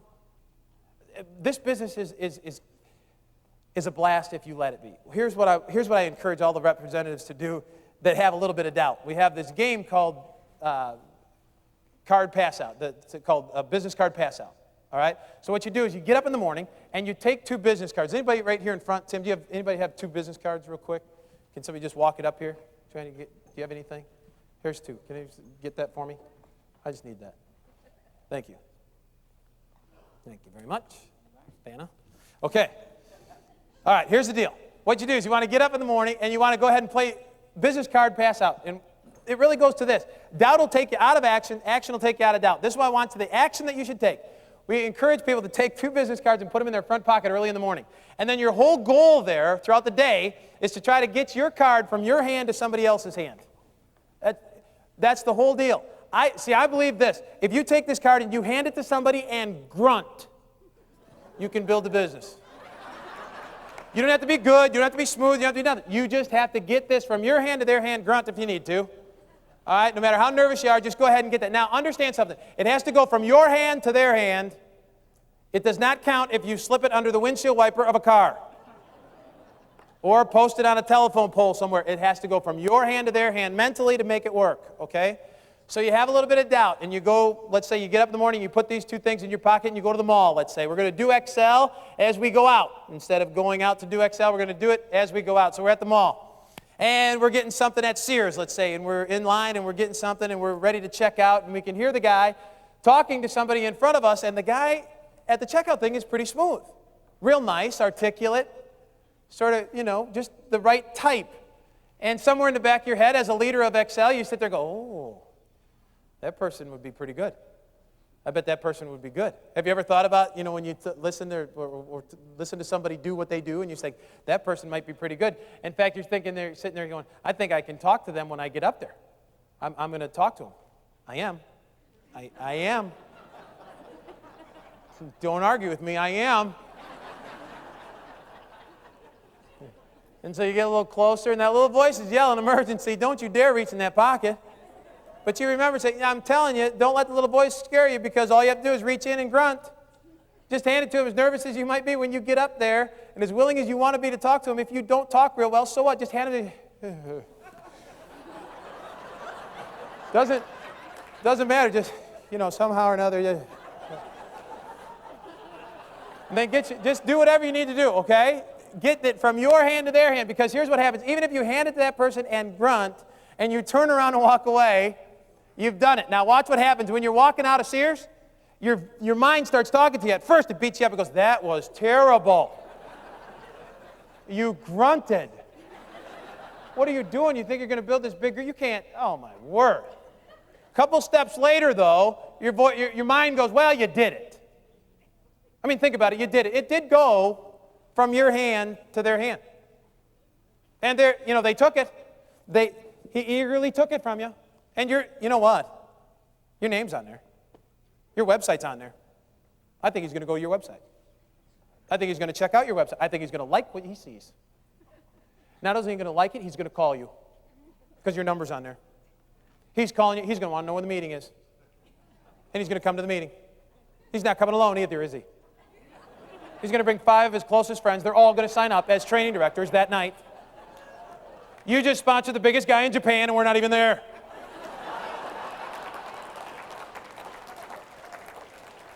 This all happens to you mentally before you get out of Sears, which is great because that action took you out of doubt. Now you're strutting down to JCPenney, aren't you? Got a little confidence going on. You're waiting. You go get something, and you're waiting to talk to somebody. You're looking forward to talking to somebody, and you get in line, and the person's articulate behind the counter. And now when it's your turn, instead of being nervous because you've got a little bit of confidence going because of that action you took, when it gets your turn, you smoothly reach into your pocket and go, hey, my business is expanding in this area, and we're looking for people just like you. I think you'd be great at what I do. I'd like you to do me a favor and check out this website right here. Go ahead and take a look at it. If you like what you see, give me a call back. I'd like to help you. I understand if you look at it and you don't like it, that's fine. Making money's not for everybody. See you later. All right, and you sort of smoothly walk away. All right?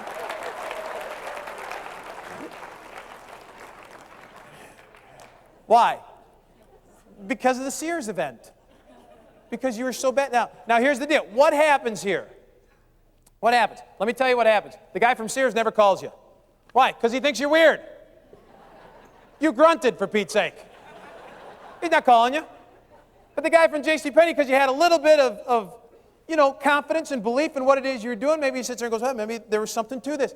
I cannot tell you, I exaggerated in that story, but I cannot tell you the amount of times that Steve and I have done something that we felt great about. We said, that's it, that's what's going to happen. Everything good is going to come from that. That's sweet.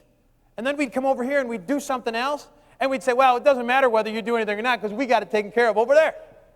And that never happened, and this did. But we didn't have the confidence here to do this without doing this first.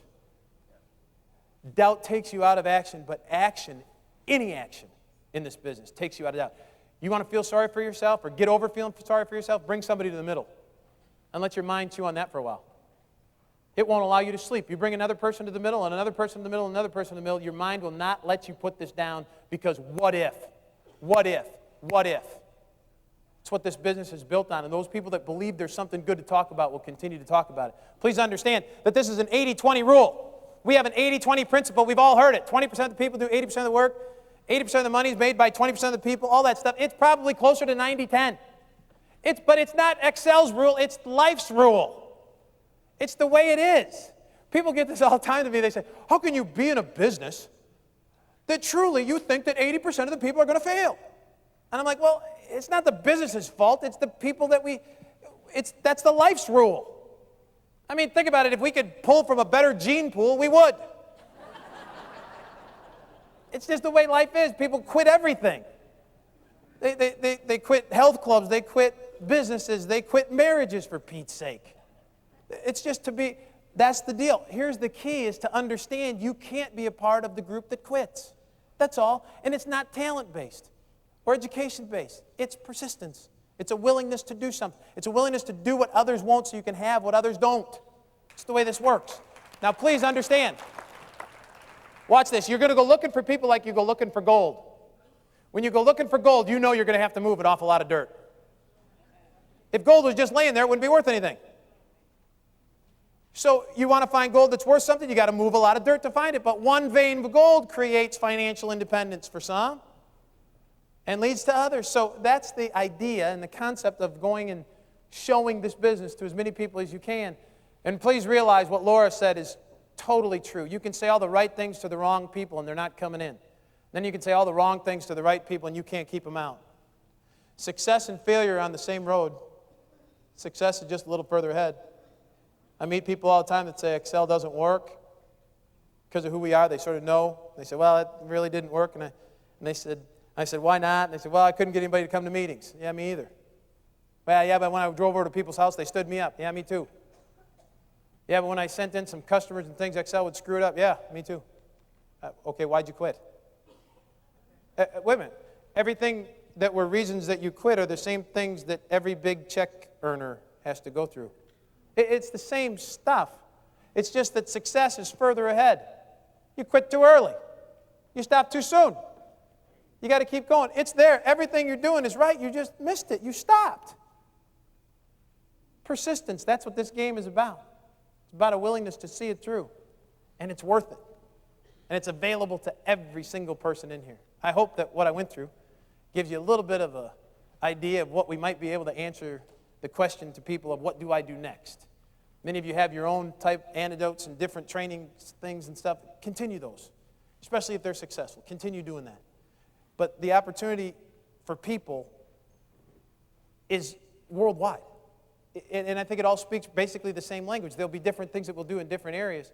And people will be able to do different things and have different perspectives and personalities involved in the business. But always answer the question, no matter what you do. Always answer the question, no matter where you build. What do I do next? And hopefully that helped you just a little bit. See you guys later, all right? Thank you.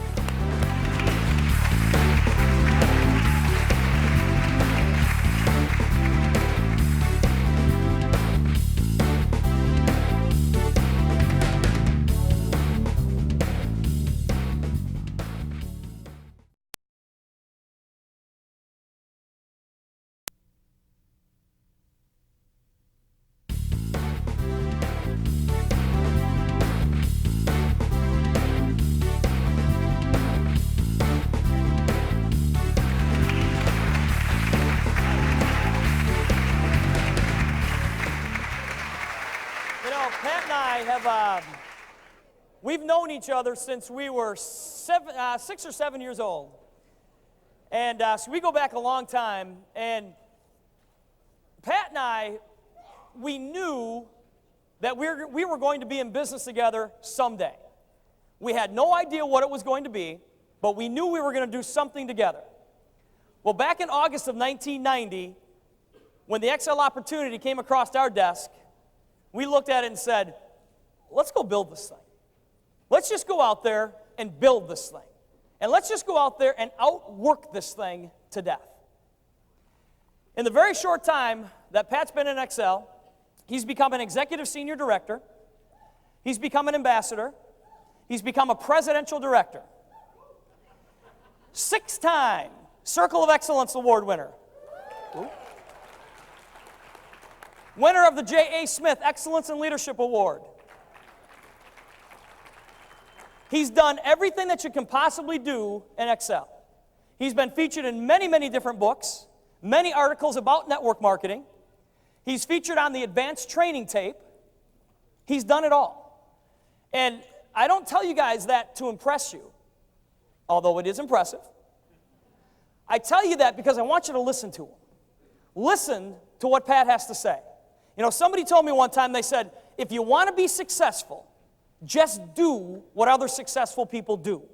You guys do it the way Pat Hintz does it, and you will be very, very successful. So from New Berlin, Wisconsin, please help me welcome my buddy, Mr. Pat Hintz.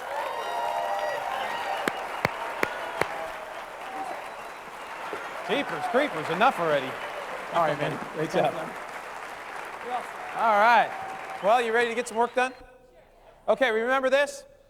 You got to believe in you. You want to become great, you got to be good for a little bit, and you got to be bad for a little while, but you got to do something. And we can have the highest belief level in the world, but if we don't do something, nothing's going to happen for any one of us. And so what we need to do is we need to, and realize this, please, that when you're out there, see, there's so many good people in this room right now that can stand up in front of a group of people and get them excited. Get them fired up about what it is we're doing. And it's great, and the new people sit there and go, yeah, this is great, I want the vision and everything, and they get fired up, and their excitement level's at a 10 and everything, but then you go, what do I do? What should I do? Yeah, exactly. What should I do next now? I should do something. And so what we have to do is we have to answer the question of what do we do? Well, maybe, at least in your mind's eye, maybe the answer to that question is that we should try to bring people to the middle. And I guess I wanted to start out this morning. I didn't want to start too fast with us this morning because it's the second day and it's early and everything, so I wanted to try to get everybody together with us. So if we can start with this premise. Let's see if we can just start at this level. Hopefully, there's at least 2 people in every conversation. Can we go ahead and use, some of you will disagree as you're walking to your car talking to yourself later, but really, there's 2 people in every conversation. And one person in our setup, there's one person that's very excited about what they're talking about. That would be the Excel representative. And then there's another person who doesn't know why you're so excited. And really the goal is not to get that person who doesn't know why you're excited over jumping up and down excited with you in 5 or 10 or 15 minutes or even an hour presentation. Really, the idea is to take your excitement and your passion about what it is you're doing, introduce it to those people who don't know why you're excited, and simply get them to move to the middle to see what you're doing. And then if they want more, let them come and get it. If they don't, let them go back. If there's questions, there's interest. If there's no questions, there's no interest. And then only deal with the willing, right?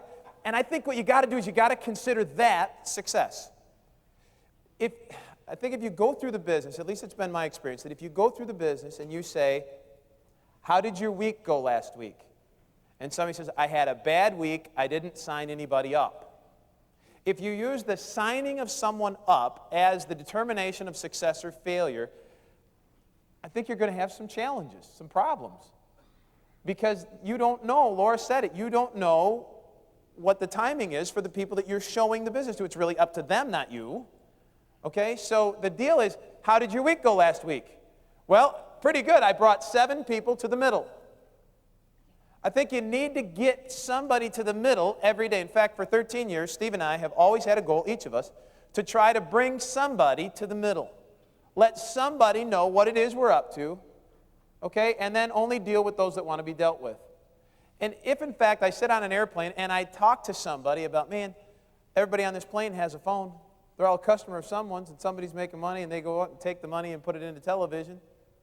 And television tries to get more customers. I work with a company called Excel. I'm really having a blast. We get customers who make calls and so forth. We do that little thing, and we say, how's your golf game? I just brought somebody to the middle, sitting on an airplane in 5 minutes with the emergency game plan. Okay? That would be success for me. That day I brought somebody. So my goal has always been for 13 years is to try to bring somebody to the middle as early as possible in the day. The sooner you get that done, the more chance you are likely of doing it again and again and again. So that's sort of the concept of bringing people to the middle. You know what? Do you know how powerful this group of people would be right here if we all committed going home next week, and the only thing we did, instead of trying to sign one person up or whatever, if each one of us made a commitment to show somebody, bring somebody to the middle every day next week, each one of us, do you know what an impact that would be on this business? It would be staggering. And see, if you do that, then you don't have to be very good, because bringing somebody to the middle is not all that difficult. There's not talent involved or ability. There's a little bit of belief factors that have to go in. You have to get past the emergency situation, but just bring somebody to the middle. And I know that some of you in this room are sitting there saying, well, Pat, why would you go through that with this group of people? This is the elite. You called us that yesterday. Why would you go through it with, sometimes those of us who are in the elite category sort of need that reminder again and again to say, listen, you know what? How can we expect our organization? How many of you would love to have an organization filled with people who brought people to the middle every single day? All right. One of the unfortunate things about being a leader in our business is that people will do what you do and not what you say. And so for us to expect an organization of people to bring people to the middle, gang, they're watching us. And we need to do it too. We need to continually bring people to the middle. Yes, we have other responsibilities and different things like that, but we have to continue to lead by example. And I think, just bringing somebody to the middle is not all that difficult and so forth. But it gives you sort of the mindset of what we're trying to do, even with the newest of people and the oldest. And it really, hopefully, gives you something to go by. But really, the answer to the question of what do I do next is probably found in this slide. And it's one of the things that I like to be able to walk through this with you. It's an 8-step process that answers the question of what do I do next. Now, it is just a guideline. There are many of you who could stand up here and do a great job of teaching and training all of us, and I know that I could learn something from many of you about what steps you take with a new representative and how you get people going. And that's great. That's good stuff. And if it's working, keep working it. Don't listen to me. I could mess you up. I've had that happen, okay? If you're out there trying to find something, maybe this is it. Maybe it's something else. Maybe you can find something in the hallways when you're talking to different people. One of the reasons we introduce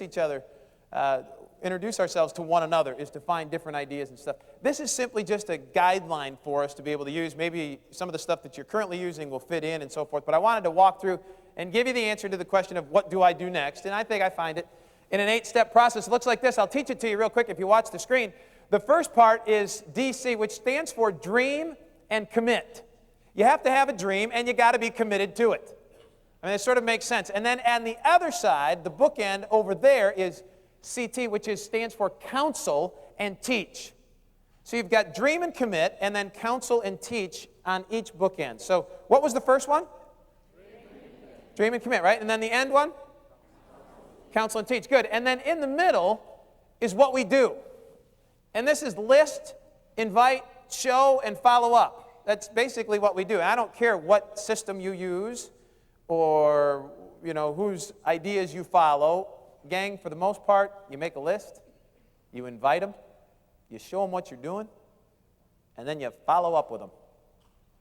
And you can do it all kinds of fancy ways and everything, but really that's, for the most part, it.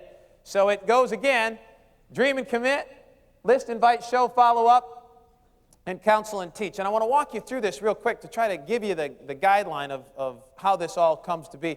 Let's start with the dream. I am convinced that this is probably the most important aspect of being able to identify in a new person and an old person why it is they are in the business. Will Morton probably says it best. He says the why is radically more important than the how. Why are you doing this business? And again, many of you in here on a full-time basis certainly understand why you're doing the business. It would be an encouragement to others, however, to teach them how to identify why they are doing the business. It is so much simpler to talk to somebody about coming to a meeting, about going to a function, about going to a celebration, about signing up a few customers, about getting somebody started right, if in fact you know why they are in the business. And if they have a solid reason why they are in the business, it will help them. It's the foundation for every individual person. Without that, I think you're building your house on sand. So you've got to create the dream, why you're in the XL business. And there's a number of different things that you can think of. And I would encourage you right now, as an exercise, what I want to do right now with you as a quick exercise, is to have you identify why you're in the business. Now, I know many of you probably already have dream books and all that other stuff that I'll talk to you about in a second, but let's just go through and just on a blank sheet of paper, just write down some of the things that you want out of the business. And let me talk to you about just a couple of things real quick. I want you to identify what you think your dream would be, what kind of car you'd like to drive, what kind of house you'd like to live in, how you'd like to be able to take care of your kids, the names of your kids, your grandkids, maybe your nieces, your nephews, maybe, how much money would you like to be able to give to this organization or that organization. Create that. All right? I'm going to give you 30 seconds, and I want everybody to at least write down 3 things of why you're in the business. So just go ahead. I'm going to try to be quiet for 30 seconds and allow you to go ahead and write those things down. So go ahead and jot those things down.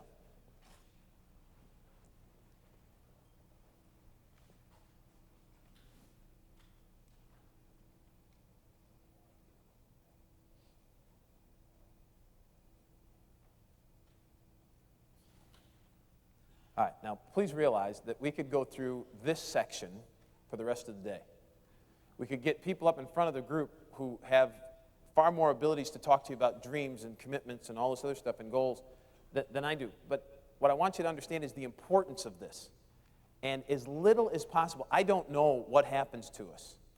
Okay? I don't really know what happens to us when we write things down and we get ourselves pictures of different things like that. I just know that if you continue to get your subconscious mind in front of what it is you want, and you continue to remind yourself why you're doing this, it just has a profound effect on your willingness to take action. Okay? So take that little bit of a start and then add to it throughout the week. Think about it. Dream. What a great... what's so fun about Celebration is this is a week for us to dream.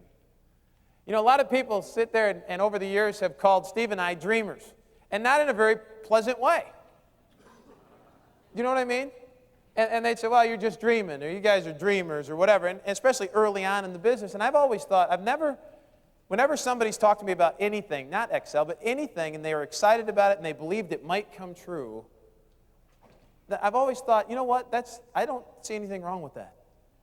I don't get it. If somebody takes a minute out of their life's time and dreams about living in a big house or driving a fancy car or donating the west wing of the new church, if they think about that or dream about that for a period of a minute or 2 minutes, some people say that's wasted. I look at it and go, well, so what if it never comes true?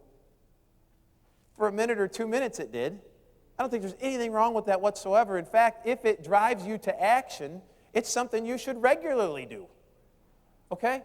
So dream about it. Now, create that dream. Now, here's what I would ask you to do. I want everybody to go ahead and get a dream book going. Many of you already have and probably have some with you. I've seen some actually at the different schools that Steve and I do. People bring up and say, hey, here's my dream book.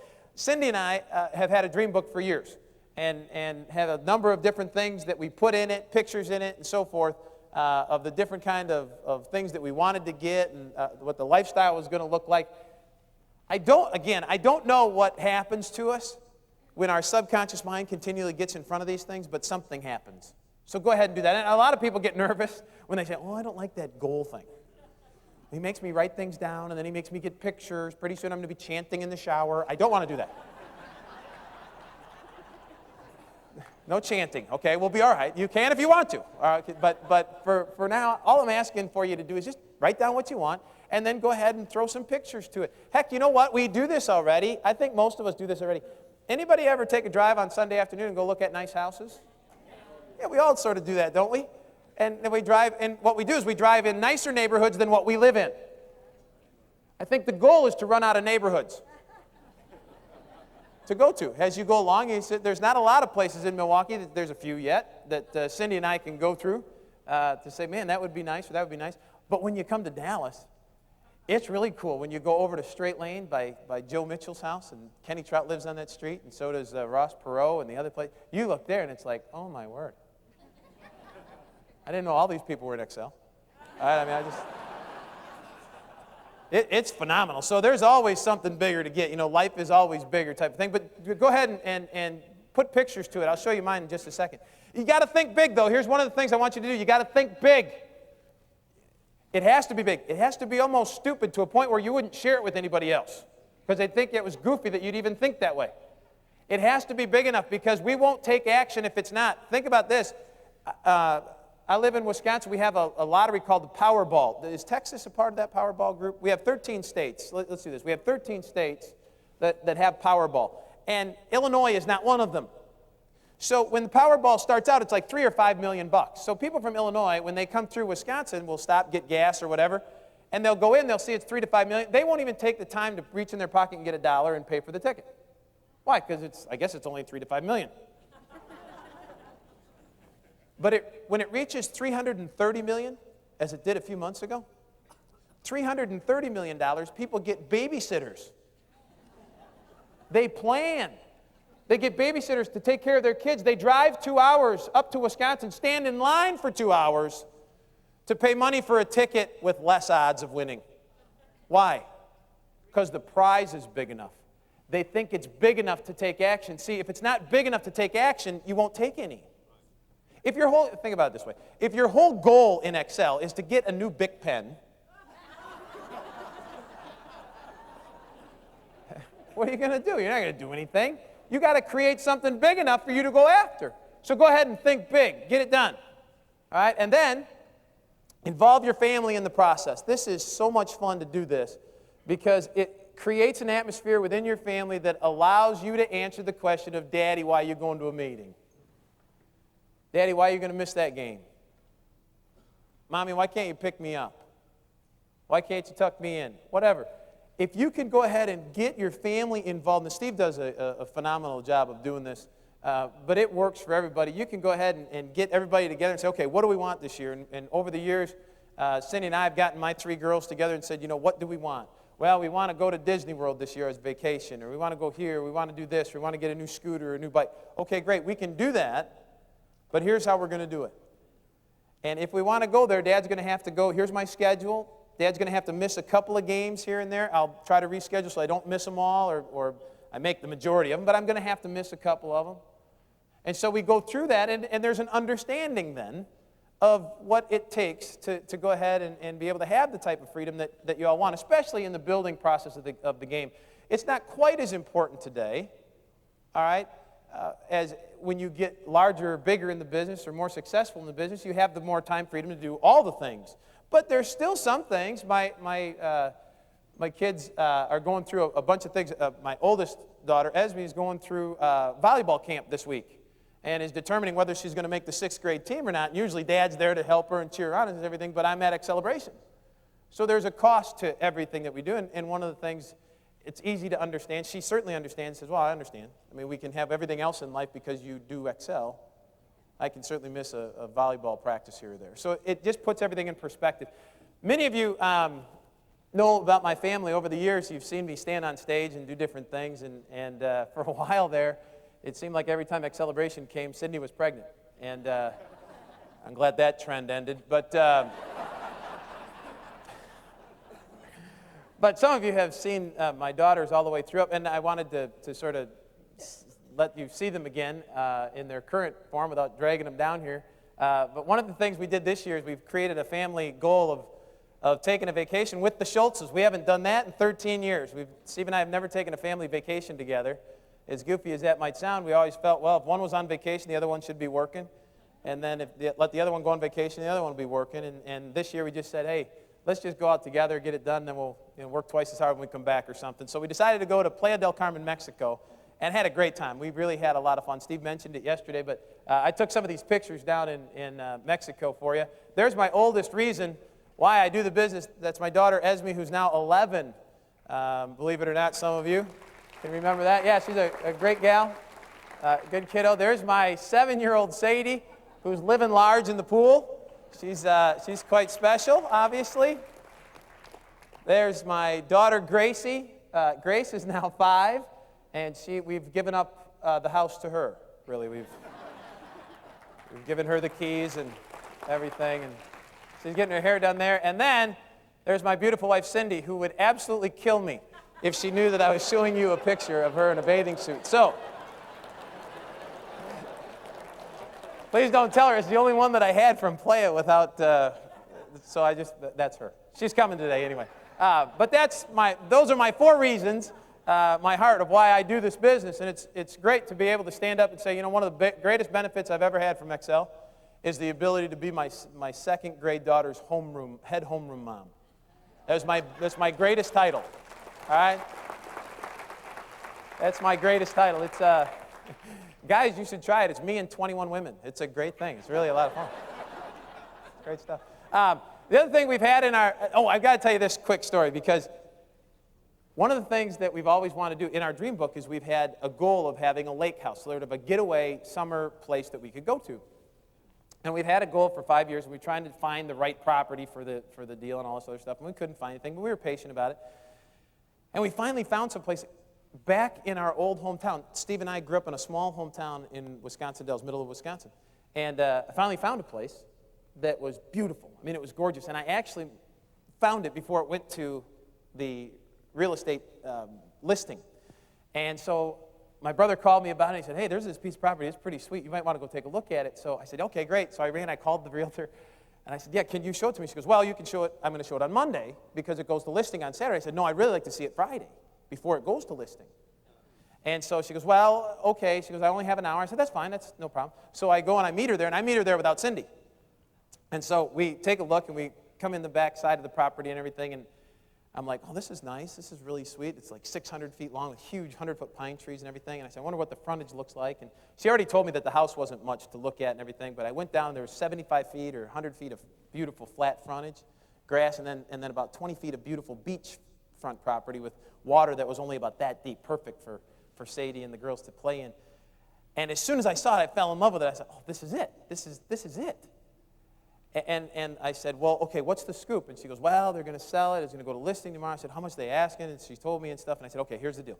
I'll pay that. I'll buy it from them right now. No financing, no nothing. I'll just write them a check. But they got to have the answer by noon. I don't want it to go to listing. And she goes, what? And I said, I want the property. Just tell them that I'll take it. No financing involved. I'll just write a check for it, and we'll be done.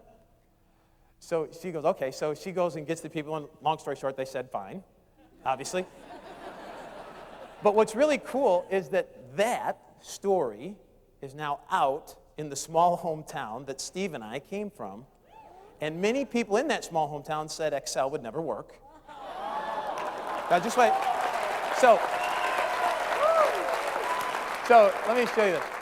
So here's the property. Here's the property. I sort of fell in love with it just walking down. It's really beautiful, great little lake and everything. And then this is the house that used to be on it. It's sort of strange. It was just a fishing shack and everything. And she was telling me about, well, you're going to have to do this. And I said, no, I'm going to tear it down. And I'm going to put something up there. And she goes, oh, okay. So I just put something little up. And so that's the view of it. It's really pretty sweet. Now, there's a gym over the garage and everything. It's pretty cool.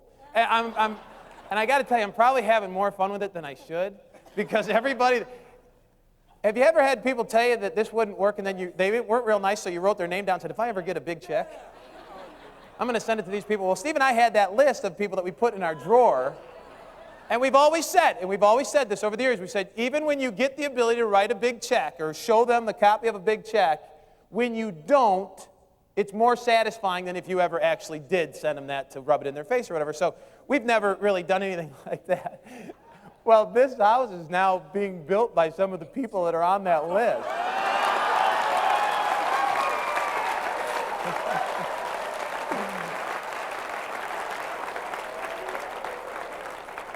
Again, I am having a little bit too much fun with this. I feel like putting a big sign out in front that says, financed by that phone thing that wouldn't work.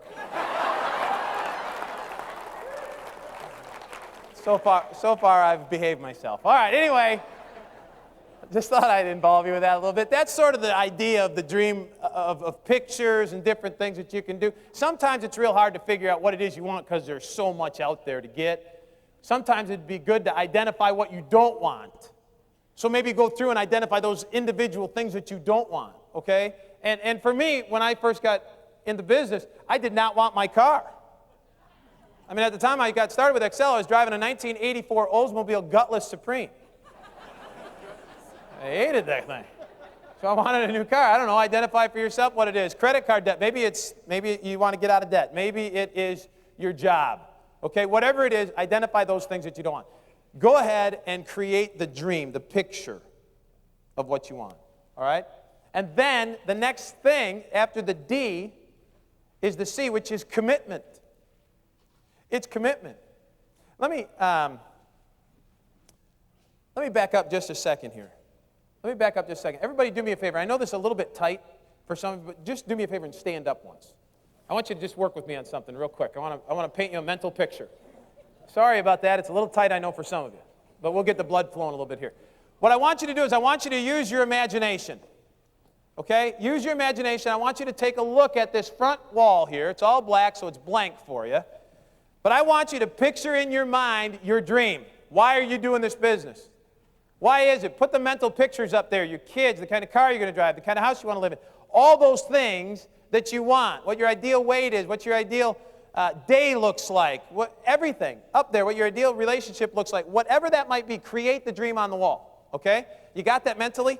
Now, from where you stand, in between where you're standing and that wall, that dream, is beautiful green grass.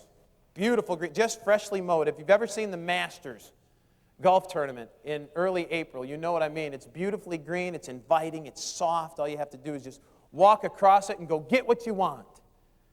But as inviting as it is, as soft as it is, and as green and good smelling as it is, you know that you're probably not going to take a first step because you know that there are landmines right underneath the surface of that beautiful green grass. And I'll tell you, gang, many people in our business will be identifying why they want this business, what they want from it, and they'll be fired up about it. They'll see how simplistic it is. And hear other people tell them how simple it is. Just go talk to people. And they will be paralyzed in fear where they stand because they don't want to get blown up, all right, by that first step that they take with the landmine right underneath the surface. What we have to do, One of the things that we're doing with the lake house and everything is we've got to make a pathway down to the lake.